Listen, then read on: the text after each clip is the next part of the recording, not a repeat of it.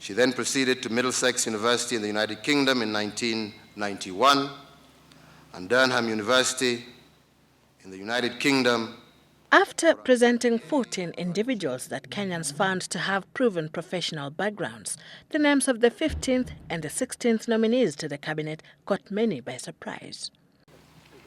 Our next nominee is Najib Balala. Two nominees whose political background is not in dispute, but who the president stated will no longer be politicians, at least for as long as they serve as cabinet secretaries. That explanation, however, has done little to quell the raging debate. 47 of us.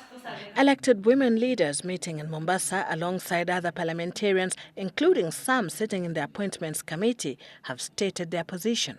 This was a cabinet meant for people with the necessary expertise, and I hope that this issue, when it comes to the National Assembly, that these two shall be struck off.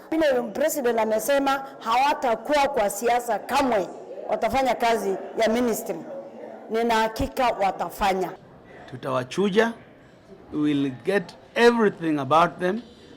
We want the public to participate. But is there anything wrong with Ngilu and Balala being in the cabinet? As it is, the Constitution does not categorically bar people who are previously in competitive politics from being appointed as cabinet secretaries. Further, they also have a professional background, just as the other nominees. Being a politician also does not mean that you are professional or not a professional. When you look at Parliament, there are very many professionals. There are bankers, there are lawyers, doctors, engineers, etc. But the dilemma facing Ngilu and Balala is that they rely on the goodwill of the Jubilee MPs being the majority in Parliament to endorse their nomination. None of their parties, NAC and the Republican Congress Party, secured a seat in Parliament, and consequently they have no express backing unless the extended Jubilee family grants it to them. What is emerging, however, is that the two, just like the other nominees, will have to depend on their track records to pull through.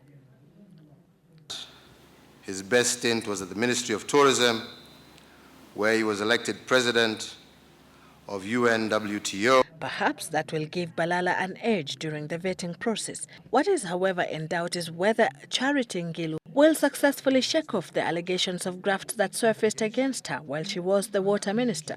But I'm sure, as the Constitution, as other laws point out, these are allegations that did come up, but there was no conviction, if I may use the term, per se, around these issues. But them being there are definitely issues that stick out clearly. The discussion in the public domain currently also focuses on the biography of the two, with their fellow nominees seemingly dwarfing them on the educational score. The other nominees, I think I heard of a couple of Harvard graduates, a good chunk of them, you know. But we also have to remember that there's a classroom education, and there's the experiential education.